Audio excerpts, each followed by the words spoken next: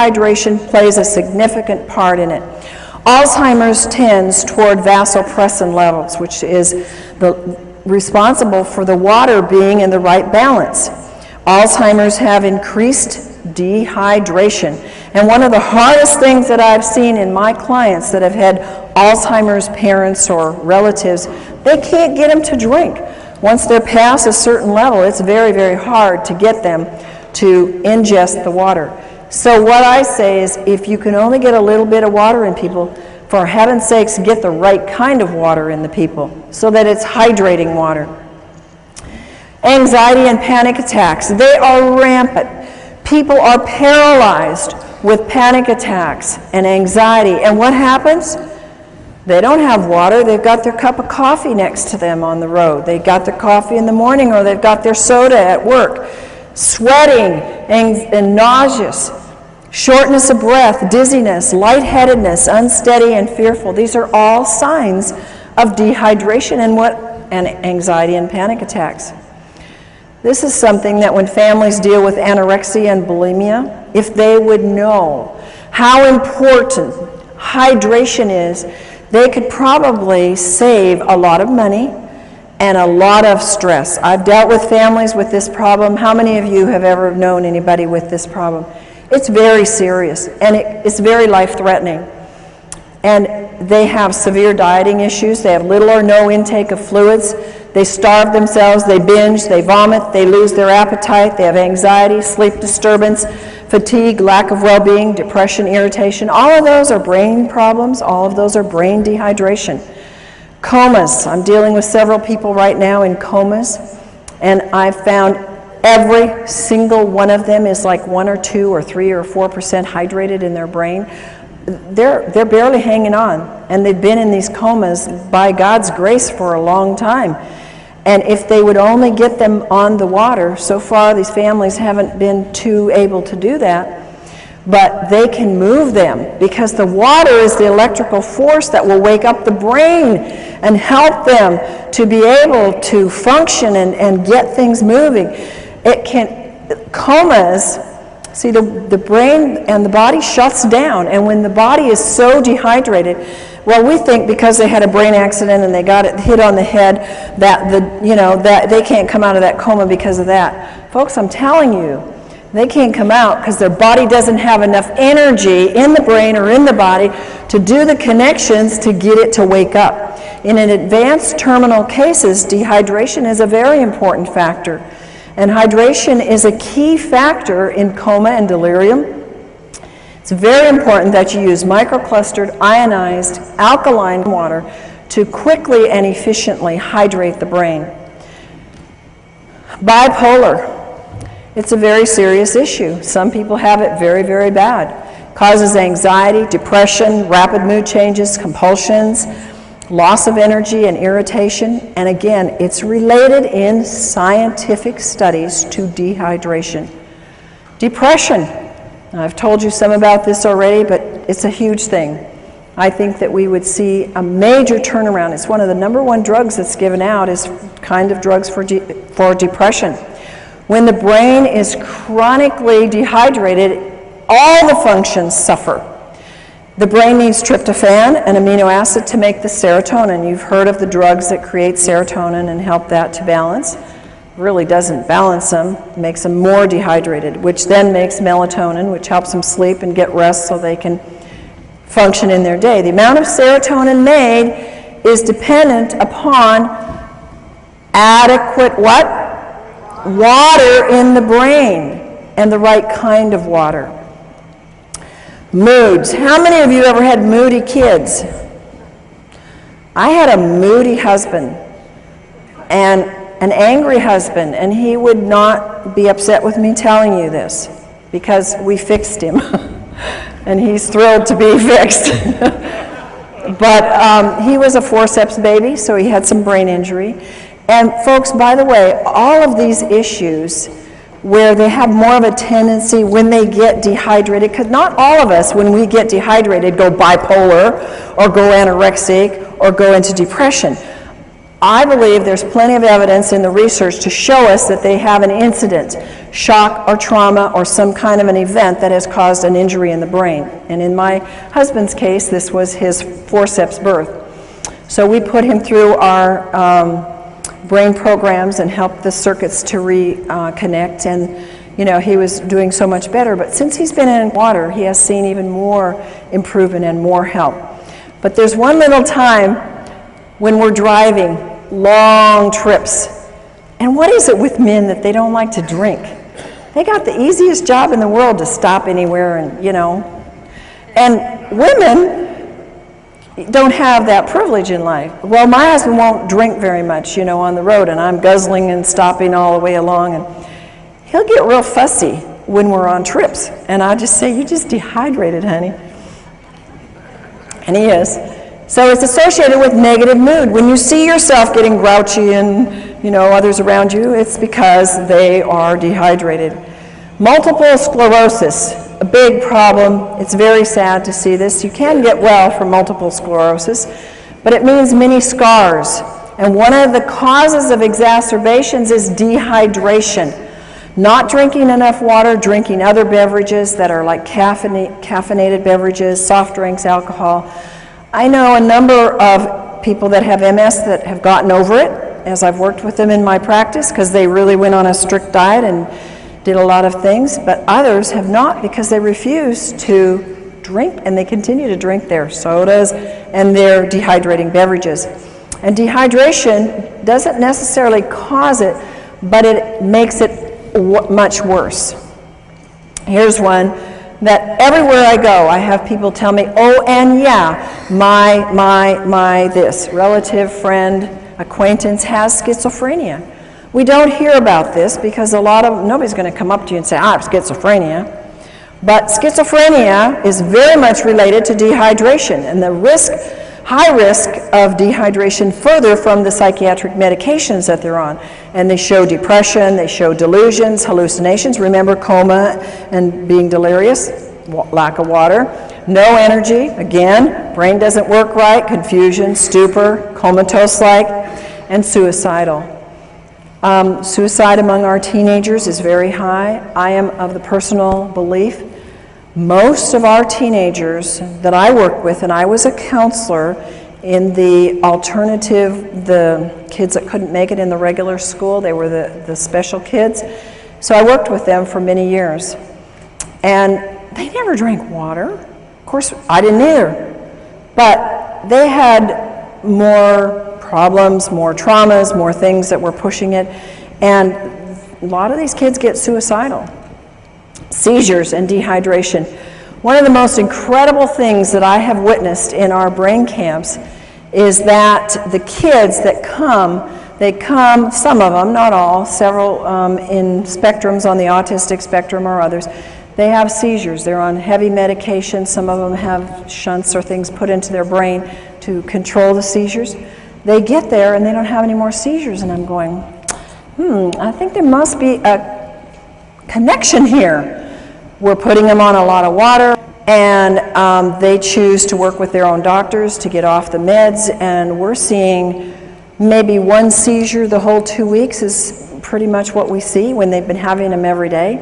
Pretty amazing when you see that, and pretty much documented by research that says dehydration is a trigger for a seizure, and it can lead to coma and death. And tics is a disorder that can be related to dehydration. Now, how many for Tourette's and these kind of things ever say it's dehydration? But folks, this is a common, not very common, but it's common enough amongst some in the population, and it's not a very fun thing for people to have. And the research says dehydration is a factor, and a very big factor.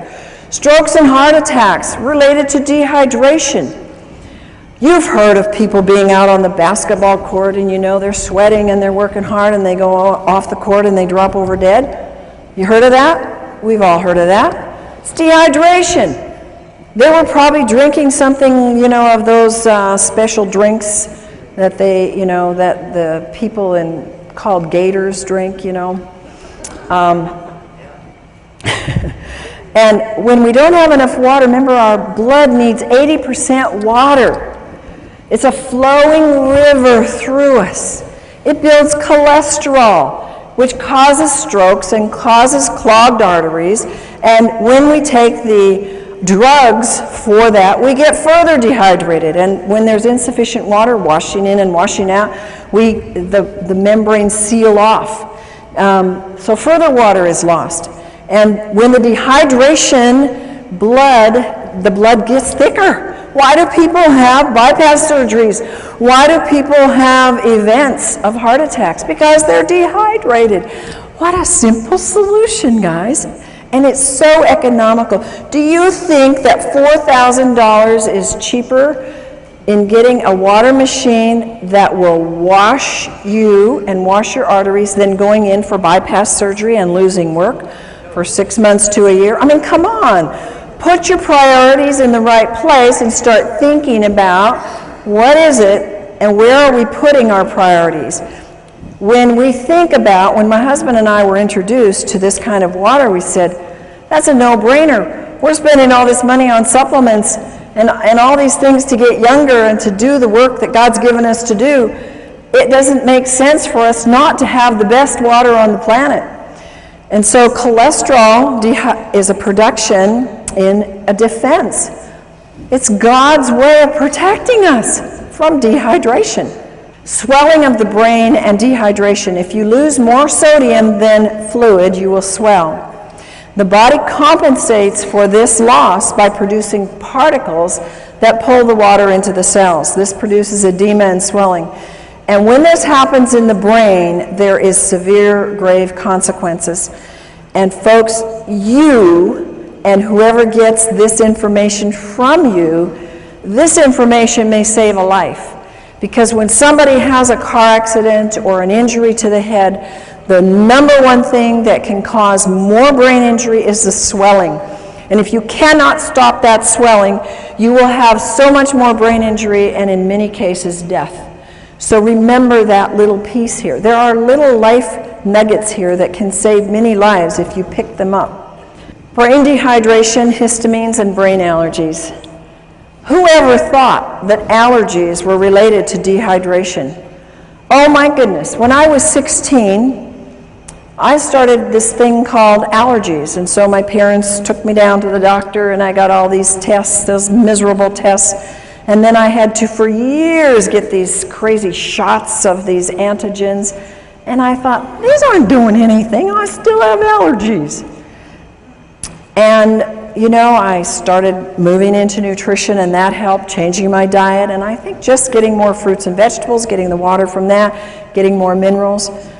And I eventually got rid of the allergies, but what I could have saved myself in money and time and lost things in life. I had headaches for probably 7 years every day of my life.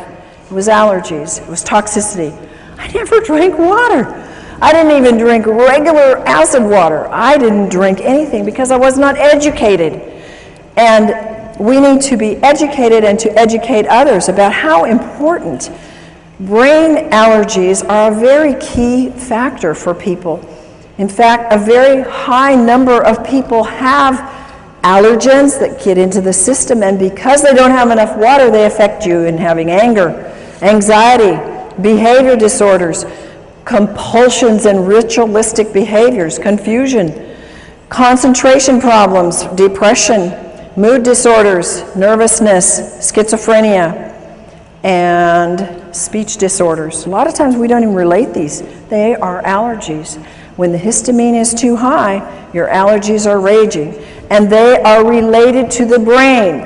High histamines are, what's the thing on the market? Antihistamines.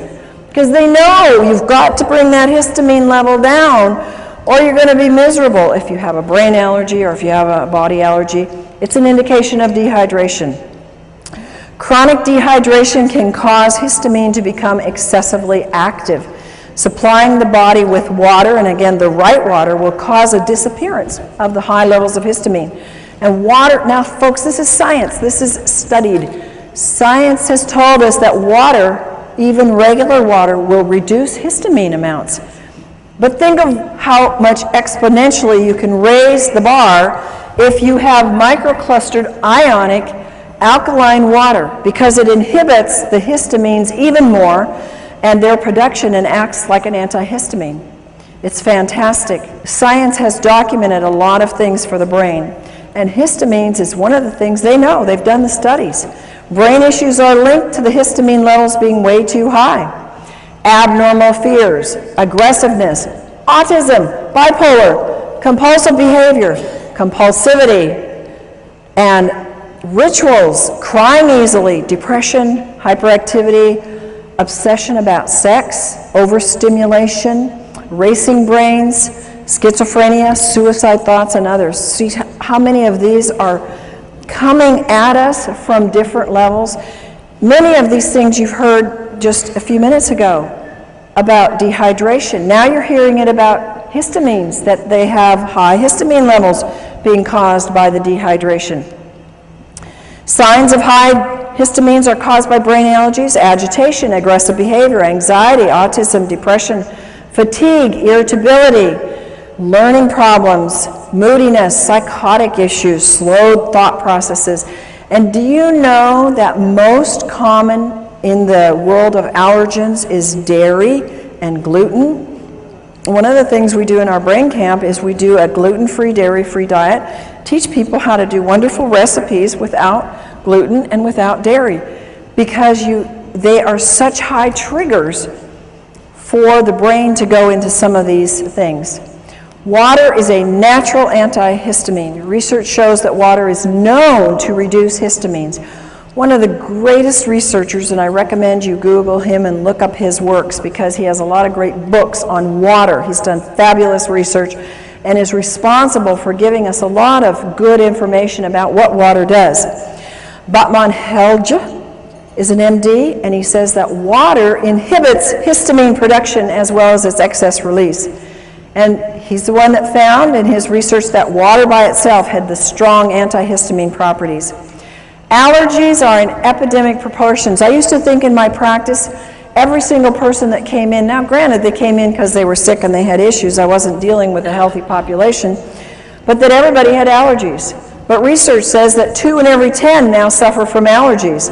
And the young are developing nervous system problems, and their nervous systems are particularly vulnerable to any allergic or toxic overloads. Allergies lead to behavioral disorders such as hyperactivity, learning disabilities, etc. At least 1 in 10 child may react adversely to some common foods or additives.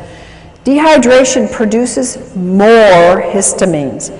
Histamines are produced exponentially when the body becomes more and more dehydrated. Your brain's health depends upon 3 main factors, and I want you to memorize these. Write them down. You got to drink water. You got to drink enough water, and you got to drink the right kind of water. So when we say drink water, right now we need to be saying you need to be drinking water that hydrates the body. And what is that water that hydrates the body of the brain? Microclustered ionized alkaline water. Water recommendations, and these are only guidelines because I find that I need sometimes a lot more water than this. The minimum intake for children and adults is 1/2 your weight in ounces. Think about this, folks. How many of our school children even drink 2 glasses of water a day? Very few. And parents say, well, here's your Coke, here's your milk, here's your, your health drink, whatever those are on the market today. Here, you need some energy, take this. And they're making them more dehydrated. The body needs no less than 2 quarts of water and 1/2 teaspoon of sea salt every day to compensate for its natural losses in urine, respiration, and perspiration. Remember that the inside of the cell is water with salt in it. It's not just water. So I noticed, I was on a weight loss diet recently, lost 10 pounds in a week, and water was a big part of it. And it was exciting. And I would take a teaspoon of salt, and I love salt, so it wasn't hard. But it helped me. I mean, it was pushing it out. So it was kind of exciting. And I could see my body was needing more than a gallon a day to flush all the toxins that were moving. To really hydrate the system, you can drink equal to your weight in ounces. So if you weigh 150 pounds, you can drink 150 ounces. Not 150 pounds, folks. Sodas. How many of you are hooked on sodas? No, in the past were hooked on sodas. Yeah. And you know, did you know it? No. Nobody ever taught you that. Like, they taste good. And you know, I need a refreshment, and I just ran, or I just had a stressful day. Oh, give me a drink. Or what do we do for people to be kind of hospitable? We give them drinks, right? And we have a whole assortment of things that are all dehydrating and all acid. If you substitute milk, juice, sodas, tea, coffee, alcohol, you have to drink even more alkaline water. You have to drink 12 ounces of water just to replace, remember that 10 ounces of coffee. It takes 32 ounces of alkaline water at 9.0 pH to neutralize one 8-ounce soda. Is that amazing? And you can experiment with it and see. Start pouring in and see how many glasses of alkaline water it takes to bring that pH up to alkaline. It takes 32. Dehydration is caused by water not absorbing well. Water has to be microclustered, ionized, and alkaline to have the proper hydration to cells. And again, to the average person, it's like, I don't even know what dehydration is. Well, now you can give them this information and let them see. They're going to all identify. How many of you have identified with some of these symptoms we've talked about tonight?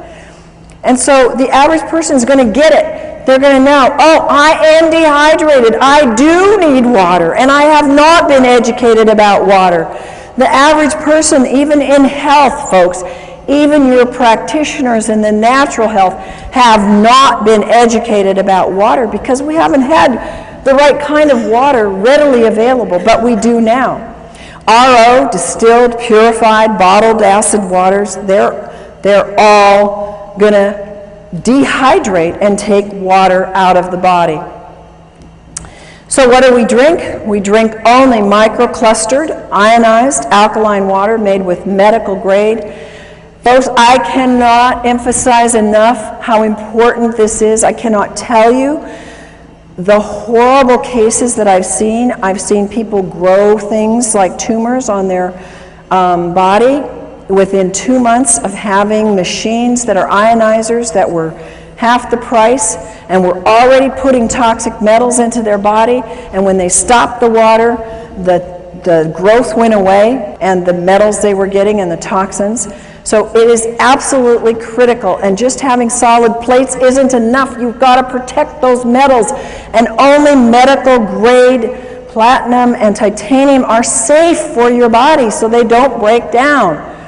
And you don't see that, folks, and most people don't know how to test it. So just drinking the water, you're not going to taste it. Begin drinking as soon as you wake up in the morning, 16 ounces of water. You want to drink all day long, every hour. Drink enough so that you get clear urine. One of the complaints is I got to run to the bathroom all day long. You know what I found out? That once your body gets rid of a lot of that toxins, you don't have to run so much anymore. So be blessed and thank God that you do have to run because you're moving toxins when you have to go frequently, and it will pass. And if you live in high altitude, you got to drink more water. And if you eat any convenience food, you have to drink more water because it sucks up the water. And if you exercise, if you walk up a hill, if you walk up the stairs, if you go downstairs and do the laundry, whatever, you're exercising some, you're using up more water. If you have a lot of stress causes more dehydration and your metabolism is using up that water. Our next subject is about salt. Salt is, you should only use sea salt because salt expands the blood so it can reach all parts of the body. And it helps to stabilize the blood pressure.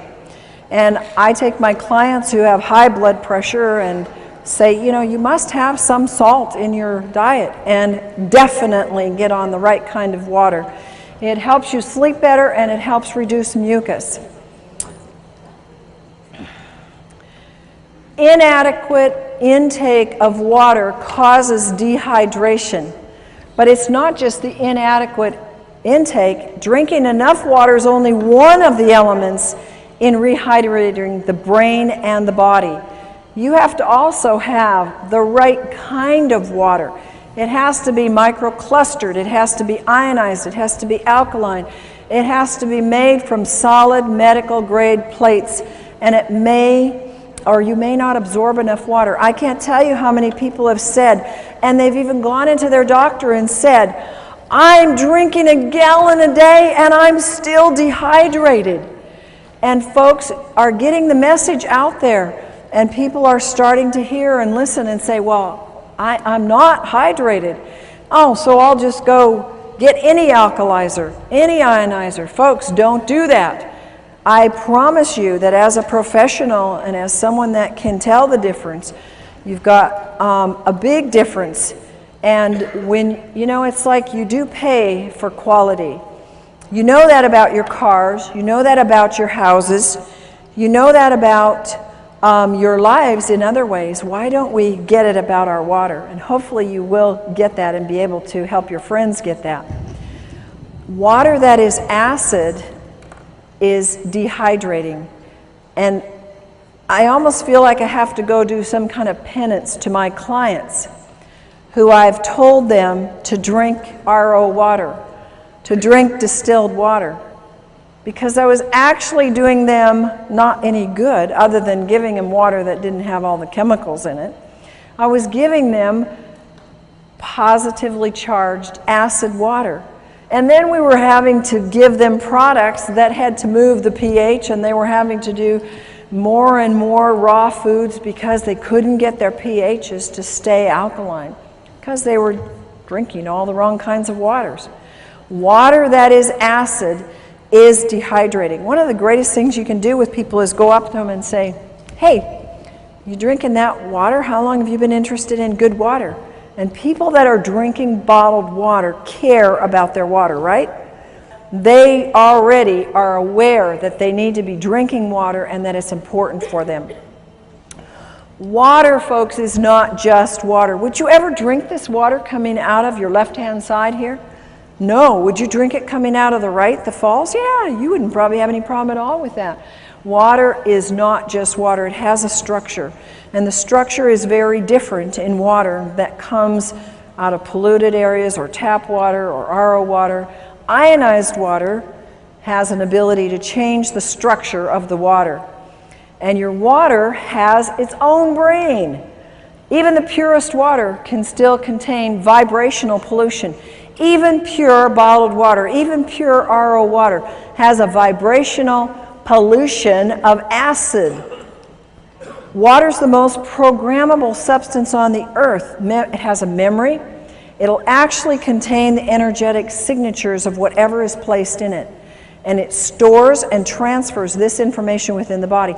This is why we can now replicate that water that is like the hexagonal water coming out of the high mountain areas in the Hunza area and in other areas that are mountain areas known for longevity.